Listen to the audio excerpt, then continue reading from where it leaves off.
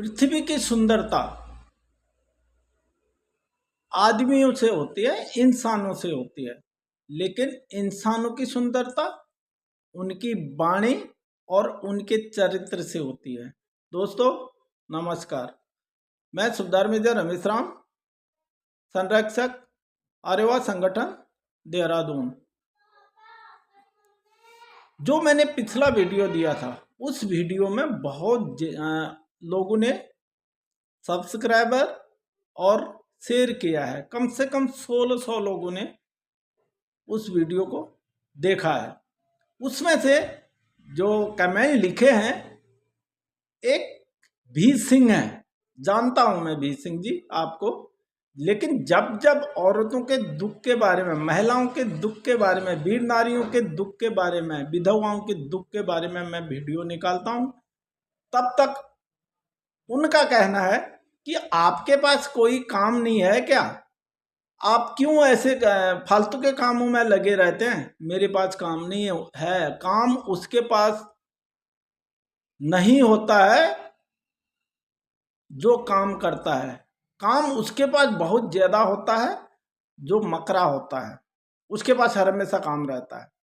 तो मैं काम करने वाला हूं और कर रहा हूं, आपको इसमें तकलीफ नहीं होनी चाहिए, फिर दोबारा मुझे आपके बारे में बोलना नहीं चाहिए। दुख की घड़ी में हम सबके काम आ रहे हैं। अब अगली बात है, मैं कुछ शब्द केसर सिंह के बारे में बोल रहा हूं और उसके बाद डीजी साहब ने जो अपने बारे में और अपने यहां तक पहुंचने के बारे में कुछ बोला है, उनके मुख से खुद सुन लीजिए। वो हमारे आइडल आइकॉन है, उनसे हमें सबक लेना चाहिए। एक नंगे पांव स्कूल जाकर के उनके परिवार ने, उन्होंने कैसे यहां तक पहुंचे। आज देश की सारी सेना की सत्ता उनके हाथ में है और यहां तक पहुंचने तक का संघर्ष उन्होंने कैसे किया, इस बारे में मैं बात करूंगा। सबसे पहले दो शब्द में केसर सिंह के बारे में। नायक केसर सिंह को 1990-91 के लगभग में घर भेज दिया था। उसका भाई राजेंद्र सिंह उसी पलटन में था, दोनों भाई एक साथ थे। उनका देहांत हो गया था। जब उसकी अस्थि लेकर के वो घर गया था, घर से वो राजेंद्र सिंह की वाइफ को लेकर के पलटन, उनकी उस टाइम कोकड़ाझाड़ में थी, कोकड़ाझाड़ आए और उसके बाद शिलोंग जाके उसका हिसाब किताब लेके जब कोकड़ाझाड़ आए तो लड़की के पिताजी ने, उस औरत के पिता, कम से कम 1 साल के लगभग हुआ था राजेंद्र सिंह का शादी किया हुआ, उसके पिताजी ने सीओ साहब को चिट्ठी लिखी थी कि मेरा लड़की को केसर सिंह भगा करके ले गया है। वो चिट्ठी यहाँ पहुंची और उसके बाद सीओ साहब ने उन्हें बुलाया। मैं सौलदार कर रहा था उस टाइम में, मैं भी उनके पास में था। उन्होंने सारी बातें उस औरत को वहां पर बुला करके पूछा। उसके साथ वहां पर फैमिलियां नहीं थी। पलटन उस समय कोकड़ाझाड़ में थी। 2 फैमिलियां, एक औरत को सीओ साहब के पास खड़ा करना है तो उसके साथ में 2 फैमिलियां जा करके, उनके पास साथ में तीसरी वो थी जो केसर सिंह के साथ में गई थी, राजेंद्र सिंह की औरत। उनसे पूछा और उनसे सीधा यह भी पूछा गया कि आप सब ठीक ठाक रहा, कुछ वहाँ हिसाब मिल गया आपका, कितना मिला, क्या मिला। लास्ट में उनको बाहर निकाल के जो फैमिली मेंबर थे 2 जवानों को बुला के बोलना किस कोई इसके साथ गलत तो नहीं किया, इसकी औरत को पूछा। उसने मना किया कि मेरे साथ कुछ भी नहीं है, सही है, मैं सब कोई गलत नहीं हुआ। उसके बाद एक रिसिप्ट बना करके केसर सिंह को घर भेजा। घर भेज करके उसके पिताजी के हैंडओवर करके वो रिसीव करके उसे वापस लेके आया और यहाँ आके जबरदस्ती उसके ऊपर उससे भी साइन कराया और उसकी वाइफ से भी साइन कराया और उसको डिस्चार्ज भेज दिया। बस यहीं पर कहानी खत्म थी। उसने कई बार बोला पेंशन के लिए अप्लाई किया, कोर्ट में गया, लेकिन कहीं से उसे सफलता नहीं मिली। पिछले बार जब डीजी साहब आए, आकर के उनके पाँव में भी केसर सिंह की औरत पड़ी। उस समय केसर सिंह जिंदा था, उसके बाद उसे कैंसर हो गया था। हमारे आर्यवा संगठन से 2 लाख से कम से कम 2.5 लाख के बीच उसको क्राउड फंडिंग करके उसको डोनेशन करके पैसा दिया और वो पैसा भी उसको कैंसर हो गया था। ऋषिकेश के एम्स में इलाज करवाया और उसके बाद वो वहां पर खत्म हो गया। अब अकेली औरत बची है, वो बेचारी परसों आकर के सीओ साहब के पाँव में पड़ रही थी। तो इसीलिए मैं सीओ साहब से, जो था ठीक है, केसर सिंह ने जो किया सजा मिल गया सर, लेकिन उसकी औरत को सजा मत दीजिए प्लीज, आपसे हाथ जोड़ रहे। उसकी औरत को जो मिलना है, आप जितना समझते हैं आप उसको, उसकी मंथली जो पेट पालने के लिए गुजारा भत्ते के तौर पर कुछ पेंशन, उसे दे दीजिए। इसका केस को आप देख लीजिए। और अब आता हूं मैं, इससे पीछे मैं जो डीजी साहब ने यहाँ पर बोला है, जनता के सामने क्या बोला है अपने विषय में, उसको मैं पीछे लगा रहा हूं और उनके मुख से खुद सुनिए। दोस्तों, ज़्यादा से ज़्यादा वीडियो को शेयर करें।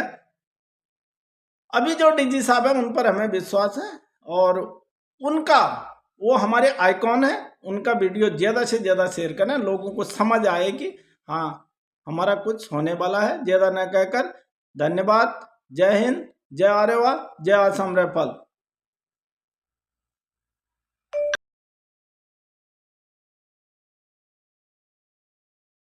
बनाएंगे जब तक हमने अपने भूत को, अपने पास्ट को हम रिकग्नाइज नहीं करेंगे, उनसे सलाह मशविरा नहीं करेंगे, उनकी इज्जत नहीं करेंगे, तो हमारा भविष्य भी कभी सुरक्षित नहीं रह सकता। और मैं अपने बारे में कुछ बताना चाहूँगा। मैं टिहरी गढ़वाल में, टिहरी शहर में पैदा हुआ था और जो मेरी जन्मभूमि है वो पानी के नीचे है। एहलकारी मोहल्ला नाम था उसका। और वो टिहरी बांध जब बना तो टिहरी डूब गया। अपने कार्यकाल में मुझे पिथौरागढ़ में भी 2.5 साल सेवा करने का मौका मिला, 69 माउंटेन ब्रिगेड में। और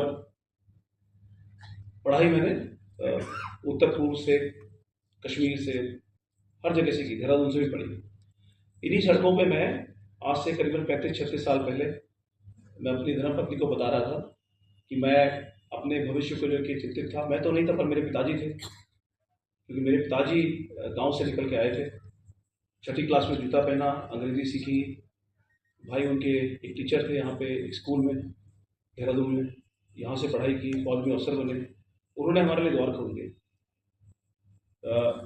पिताजी के कारण मैं और मेरे भाई और मेरी बहन, हमारा भविष्य सुनहरा हो गया।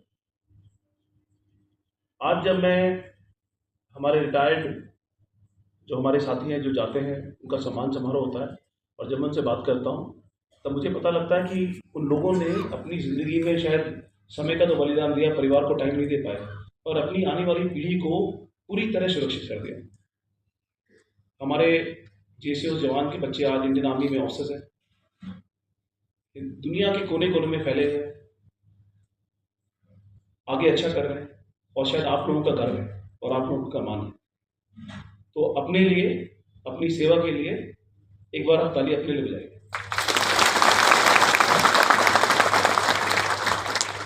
हम लोग उसको रैली बोलते हैं, पर मेरे हिसाब से ये एक मिलन या मिलाप समारोह है, जहाँ की हम आपसे जुड़ते हैं।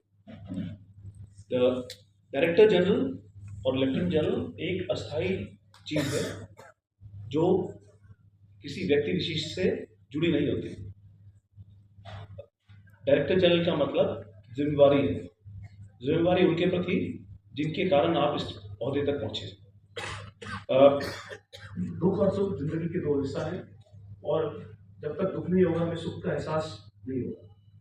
हमारे पहाड़ों में जो बहुत दूर दराज में रहते हैं, कई ऐसी हमारी महिलाएं हैं, हमारे साथी हैं, जिनको अपने एंटाइटलमेंट के बारे में भी नहीं पता। उन्हें CDS के ऑफिस में दिया, एक सेना अध्यक्ष को दिया, और वो परिस्थिति और वो प्रोसेस अभी चल रहा है।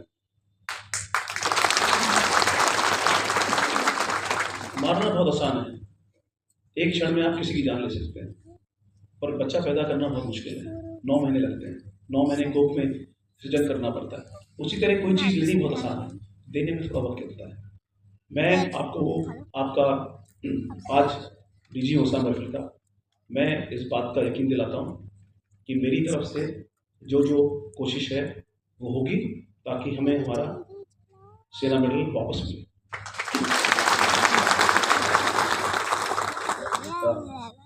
इसी के साथ 8वां पे कमीशन भी अनाउंस हुआ है, क्योंकि मुझे पता है, और मेरे पिताजी भी पेंशनर हैं, तो मुझे पता है कि इस चीज़ पे बहुत ध्यान रहता है कि हमें क्या सहूलत, क्या फैसिलिटी मिल रही है। कर्नल रावत है यहाँ पे ECHS के, देहरादून ECHS। कल रात को मुझे कर्नल रावत साहब मिले, जो कि देहरादून ECHS इंचार्ज है।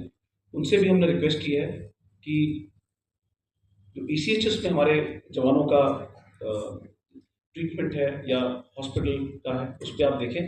उन्होंने मुझे इस बात का यकीन दिलाया है और मैं कमांडर नेगी साहब, आप उनसे मिलिए और एक स्ट्रीमलाइन करिए सिस्टम, अगर किसी को कोई प्रॉब्लम होती है। उसी तरह कुमाऊं में मनराल साहब हैं, मेरे बड़े अच्छे मित्र हैं, विजय सिंह मनराल। वो अल्मोड़ा में है अभी, जिला सैनिक बोर्ड में। उनको मैंने बोला आप जितनी भी कुमाऊं क्षेत्र में, उस अंचल में जो प्रॉब्लम है,